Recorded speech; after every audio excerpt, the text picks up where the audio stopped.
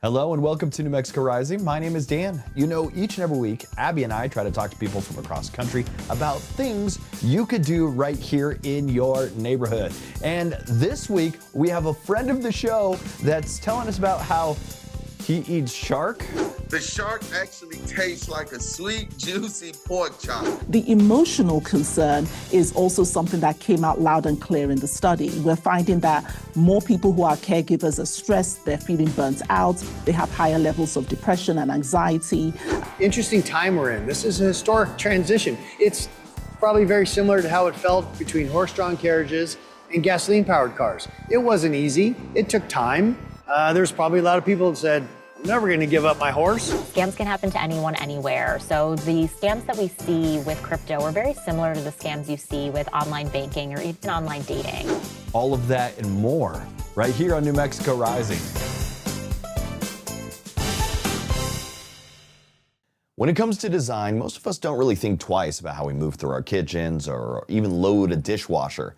But for millions of Americans living with a disability, even simple tasks can become like real barriers. Ali Stroker knows this firsthand. She's a Tony Award-winning actress, a trailblazer on Broadway, and a powerful advocate for inclusive design. Now she's teaming up with Whirlpool to spotlight how thoughtful changes in the home can make everyday life a little easier for everyone. Welcome to the show, Ali. How are you? I'm great. Thanks so much for having me. All right, you've shattered ceilings throughout your entire career. Why is inclusive design something that you're passionate about personally? Inclusive design has changed my life. I live in a wheelchair. I've been in a chair since I was 2 years old, and I am currently in my mommy era. And I am constantly doing dishes and cleaning up the house. And so having inclusive design has made things so much more easy, and it's empowered me to really feel like I can take on this chapter of my life. Do you feel like brands are finally catching on to what's actually needed when it comes to accessibility? What has shifted, or where's work that still might be needed? I really feel like brands are catching on, and Whirlpool brand has completely been the leader in this. And so when they reached out to me and talked to me about their spin and load dishwasher rack, I was so excited. This particular rack spins 360 degrees on the bottom level. So instead of having to reach over to pick up heavy pots and pans or put them into the dishwasher, you can bring the dishwasher to you. And that's what I'm able to do. And it makes doing the dishes so much faster. And it's just been such a wonderful new addition to my everyday life. So outside of this project, what's kind of got you inspired or excited lately? Lately, I'm really excited about working on creating some new television shows, and I'm renovating my house to make it fully wheelchair accessible. So the timing and the partnership on this with the Whirlpool brand and the spin and load dishwasher rack is just perfect timing. So what are some of the things that you are doing for your house and when remodeling for you? Well, the kitchen is one of the big ones because I've never had an accessible kitchen. I've always, made it work and have had to, put cutting boards on my lap to chop. And I've had to, do a crazy sink dance where I'm like reaching over, getting super soaked from the water because I can't reach anything. So all the counters will be accessible. I will have my spin and load dishwasher rack ready to help me clean, and I'll have an accessible height stove and ovens. And I'm just so grateful to Whirlpool that this is the first step in making this kitchen accessible. And the spin and load dishwasher rack is an amazing, amazing piece of an appliance that I think will help so many people, not just me. If somebody is watching and wants to learn more about inclusive design or that new spin and load feature, where should they go? Whirlpool.com has so much information about the product and also where you can purchase it. Ali Stroker, thanks for joining me this morning. Thank you so much for having me. Have a great day. Taking care of someone you love can be one of the most meaningful things you do, but it can also take a huge toll on your finances, your career, and your health. A new study is putting real numbers behind what so many caregivers already know. Today we are joined by Vanessa Okwuraiwe, a principal at Edward Jones, to talk about what this new research reveals and how caregivers can get the support they need. Hey, Vanessa, thanks for being here. Hello, thanks for having me. Can you tell us about what this new study is and why it's such an important conversation right now? Yes, well, people are living longer, right? And so we find that over 50 million Americans are providing caregiving to their loved ones. And what we wanted to do was to really go in depth to understand what are the financial concerns that caregivers have, what are the emotional strains, and how can we come alongside to find the right support for them to continue to perform this really critical role for us in society. And what are some of the biggest financial or emotional struggles caregivers are facing today? Well, most caregivers have said, actually over 90% have said that they have some level of financial concern about their own retirement futures. We find that many are concerned about the rising costs, inflation, not having adequate retirement savings. Many have to either reduce their number of worked hours, which results in lost wages. Many have to step out of work completely or dip into the retirement savings that they have, which leads to financial insecurity for them as they age. So that's one concern with regards to their financial situation. The emotional concern is also something that came out loud and clear in the study. We're finding that more people who are caregivers are stressed, they're feeling burnt out, they have higher levels of depression and anxiety. And so that's a concern for them. Additionally, though, many report feeling this personal satisfaction and gratitude about being able to give care to their loved ones. And many have said that, look, this has strengthened the relationship that I have with my loved ones. So again, all these things, juxtapositions as they might be, can be true at the same time. And what kinds of resources can actually make a difference, either from the workplace or in everyday life? Well, first and foremost, we would always encourage people to think about having a financial advisor. A good financial advisor will get you and they will guide you across this path that you're embarking upon. A financial advisor can act as a utility player and really help you navigate across Medicare or finding the right healthcare provider or residential facilities within your community. And of course, most important of all, they're able to help you develop the right kind of financial plan for your situation. From an employer standpoint, it's important more employers consider providing flexible working arrangements for our caregivers. They play this crucial role. They might need to go and take care of a grandmother or a mom or a granddad or uncle who is struggling with a disability or dementia or Alzheimer's, whatever that is. So having that critical opportunity to be flexible at work is important. And then the last thing, of course, is around government legislation that supports caregivers in being able to save more if they've had to step out of work in order to be a caregiver. And where can people go if they want to find more information or support? A good starting point would be edwardjones.com/caregiving, where we have a plethora of resources that can really help people get started. Lots of insights and information that can help them plan now, which is the right time to plan before you have to get into that particular situation. Vanessa, thank you so much for all the information and joining us today. It's been a pleasure. Thank you for having me. Electric cars are becoming more common, but what's changing when it comes to charging them? From fast charging stations to long distance trips, EV drivers have new things to think about. Joining us now is James Bell. He works in communications and public relations at Kia, and he's here to share what's happening in the EV world. Welcome, James. It's my pleasure. Thanks for having me on. EVs are in the spotlight lately. What changes are you seeing in this space right now? I think the easiest way to answer that question is that the transition is accelerating. With new charging opportunities, with more affordable EVs, with just people starting to recognize that the idea of buying a gasoline car feels kind of old-fashioned. I think that's really what's happening, especially on the affordability side. We at Kia have a new electric vehicle coming out early next year called the EV4. This is going to be 300-mile range, beautiful design, very futuristic, very modern, all the technology, all the connectivity. and about $35,000. Wow. So the idea of having a car just like that, even a couple years ago, was a $70,000 choice. So things are moving along very quickly, and then you add on top of it, the great new vehicles coming out and the charging access and availability that's ever expanding. It just kind of comes to a point where why would you spend the money or the time with a gasoline-powered car when electric vehicle life is just so much more luxurious, for lack of a better term. And what's improved when it comes to charging stations, and what still needs to happen? Well, I think what needs to happen is people realize that charging is available. There was a preconceived notion that it was hard to get, and okay, a couple of years ago, it may not have been on every street corner, and it won't be on every street corner for many years to come. It was the same thing with gasoline. It wasn't that all of a sudden there were gasoline stations everywhere.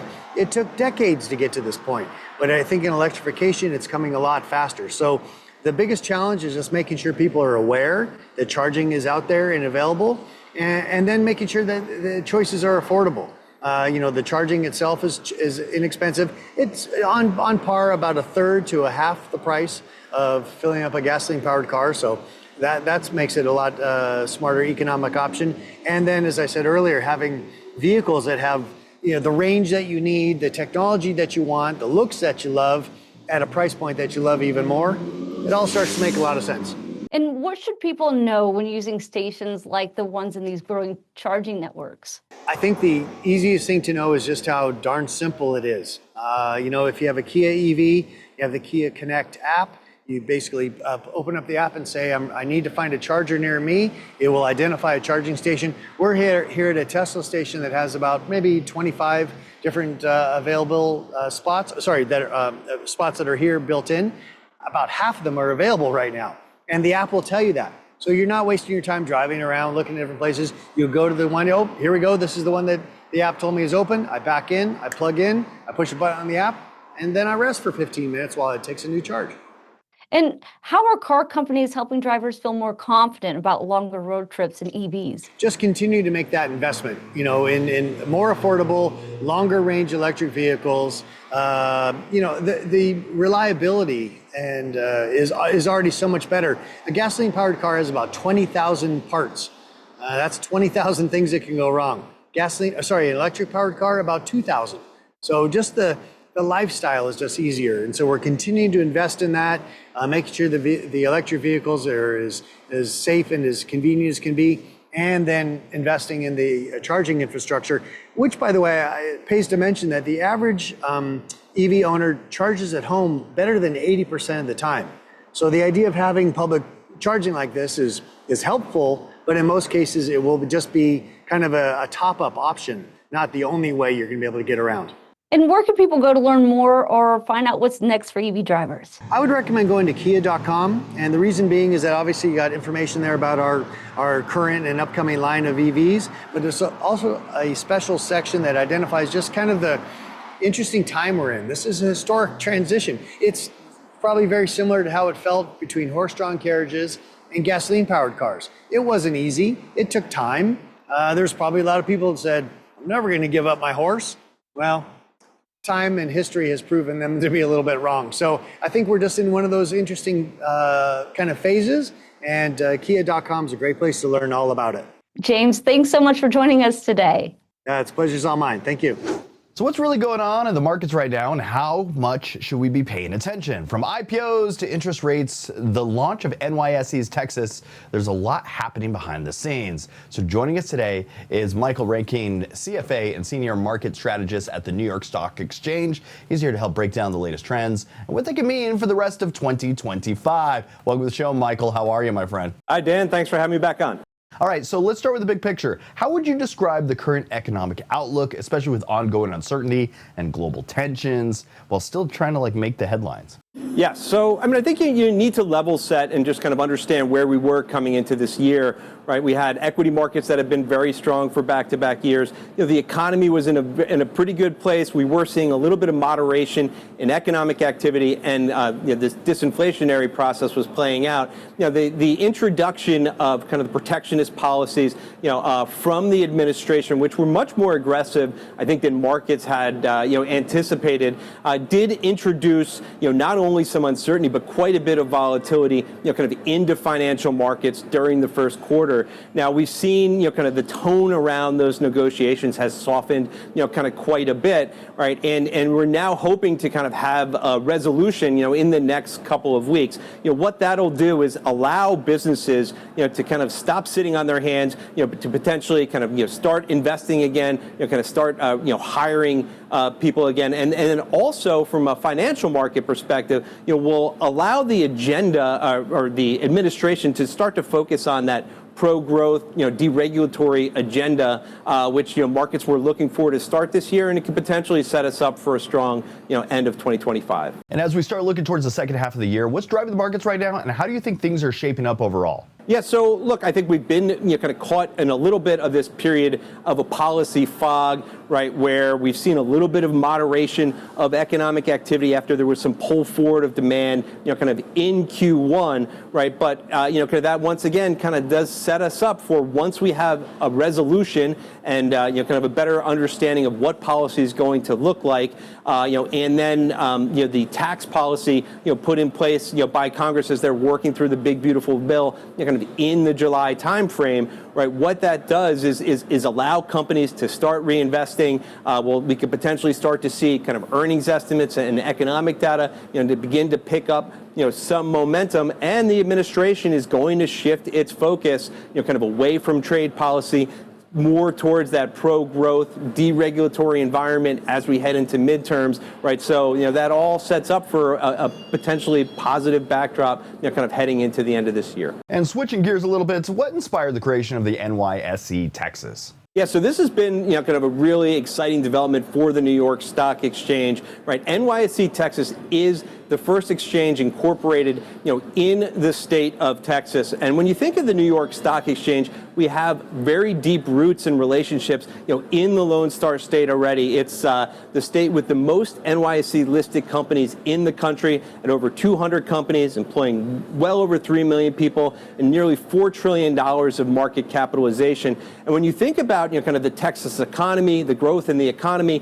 and the population, it's becoming, kind of much more important, from an overall perspective for the United States. It's become a hub for, not only energy, but technology and financial markets. And much of that is a testament, to the pro-growth agenda and the pro-business jurisdiction that's been set up by Governor Abbott, right? And he's talked about wanting to have a local capital markets ecosystem, and NYSE Texas, is the first building block in that. And I know NYSE Texas is fully electronic, but will there be still some sort of like physical presence in Dallas? Yeah, so the market is an electronic market, but that is located in Dallas. We'll also have a headquarters there, right? That allows our listed companies, to dual list, show their support for that pro-business jurisdiction, right? And, and also kind of take advantage of our best-in-class trading technology. And what kind of business opportunities do you think NYSE Texas could create, not just for companies in Texas, but maybe nationally or even globally? Right. So, when we think of the New York Stock Exchange, kind of one of the, kind of the real value propositions of being kind of listed here is being part of our great NYSE listed community of companies, right? And those relationships that you build, right, help kind of help drive business investment and business partnership, right? And NYSE Texas allows those companies to also show their support for that pro-business jurisdiction, kind of in the state of Texas, and potentially take advantage of any incentives that are offered for companies that are listed there. Michael Reinking, thanks for joining us this morning. Where can we go for more information about any of this? Thanks. So we publish our market commentary daily on NYSE.com, once in the pre-market, once during the middle of the day. I also host a weekly podcast which comes out every Friday. It's under the Inside the Ice House podcast feed. It's called Market Storylines. It's about 5 to 10 minutes. We try to keep it pretty bite-sized in terms of talking about what's happening that week and a quick look ahead to the following. Thanks for joining us this morning, Michael. And thanks for having me. I'll talk to you again soon. Have you been hearing the buzz about crypto but still not sure what it even is? During Internet Safety Month, we're taking a closer look at how cryptocurrency works, how to avoid scams, and who's really using it. Joining us is Ali Tagger from the National Cryptocurrency Association with some surprising insights and safety tips for everyday users. Hi, Ali. Thanks for being here. Hi, Abby. Thank you for having me. Can you explain what crypto is in simple terms? Of course, there's been a lot of talk about crypto, some of it good, some of it bad, but a lot of it just plain confusing. And so the NCA is here to help everyday Americans navigate the hype and jargon and make sense of it all. And at its core, crypto is actually really simple. It is a digital asset that you can use, send, save, invest, and do lots with. And what's great about crypto is you have a lot more control over it than you do with other traditional assets because there is no third-party middleman. So it can be much faster. It can be much more secure. You sort of think about it like sending an email versus trying to mail a letter through the post office. And crypto is powered by something called the blockchain, which we've all probably heard about, but maybe not everybody knows exactly what it is. It's basically a giant public notebook that can't be edited or erased. So we call it this permanent ledger, which basically means that any transaction that happens via cryptocurrency gets tracked on the blockchain. So you know exactly who owns which assets. It's just your personal information is not publicly visible because you've got your public key, which is your email address essentially, and that's how you send and receive crypto. But then you've got your private key, and that's known only to you, and that's like your PIN or password that you want to keep extra safe.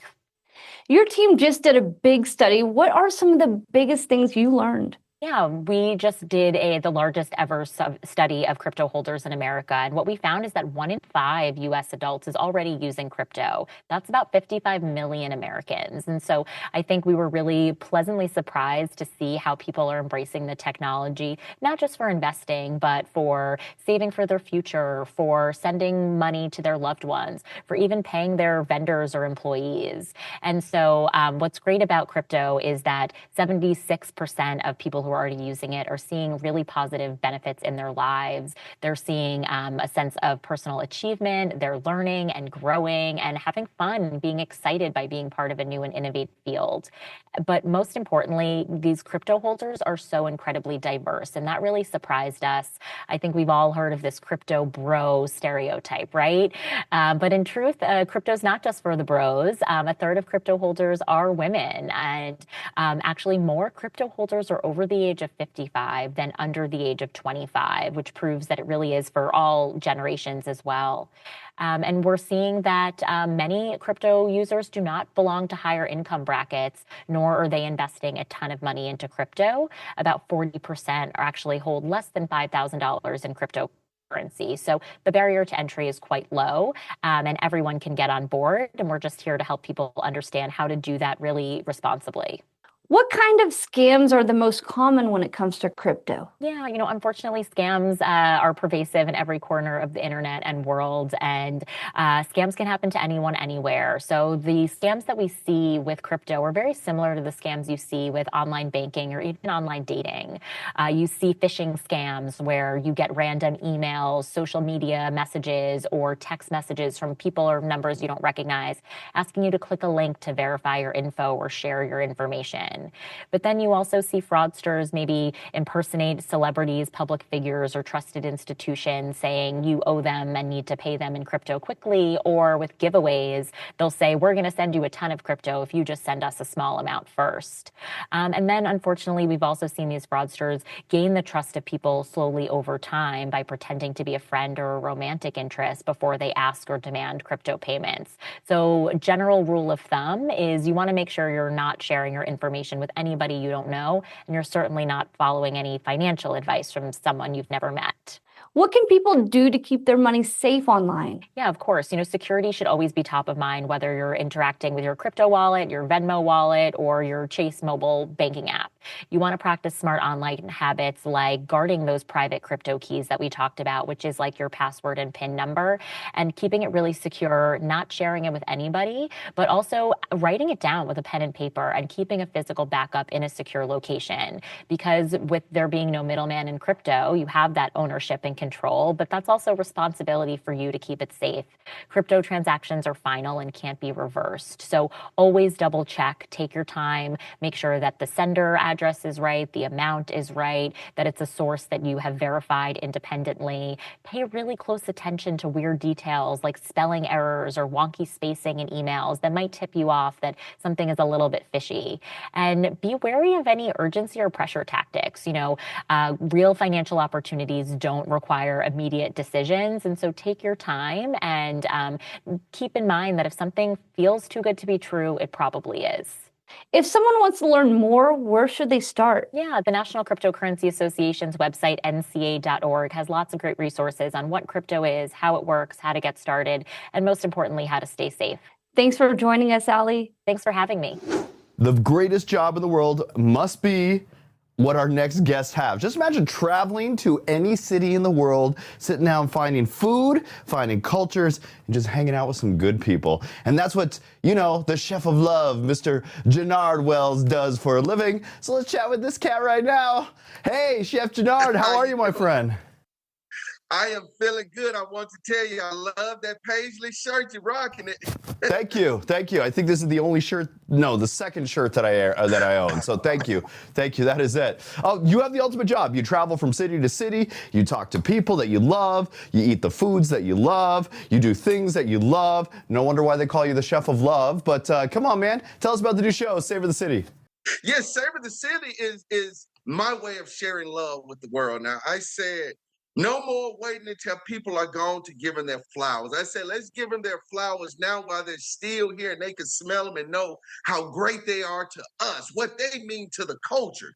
And I think it's so important that others learn and see what amazing gems that we have right at our back doors sometime, at our front doors, the local bakery, the local restaurant, the mom and pop. Let's go and sow into them some of the best food, the history, the culture, the travel.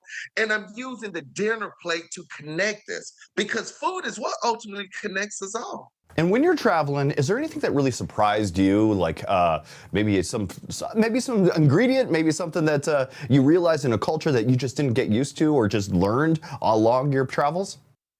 One of the biggest things that surprised me out of all things, I was eating at an amazing restaurant, and this particular restaurant served me shark. It was my first time experiencing shark, and seeing that shark actually tastes like pork chops. Most people say, "Oh, all these different dishes, what it tastes like chicken." No, the shark actually tastes like a sweet, juicy pork chop, which was really amazing, but surprised me because at first I was like, I don't know if I want to venture here. But this is the thing. I want to bring the best to my people. If you're afraid to try it, if you're afraid to travel there, you hadn't experienced it yet, let me be your personal tour guide.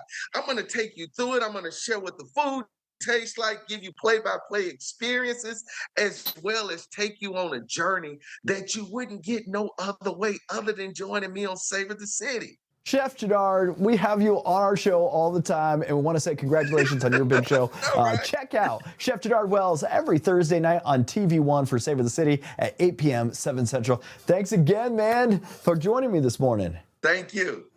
That is it for New Mexico Rising. I want to thank you for tuning in and checking out the show. Make sure you follow us on YouTube. That's at NM Rising. And until next week, that was New Mexico Rising.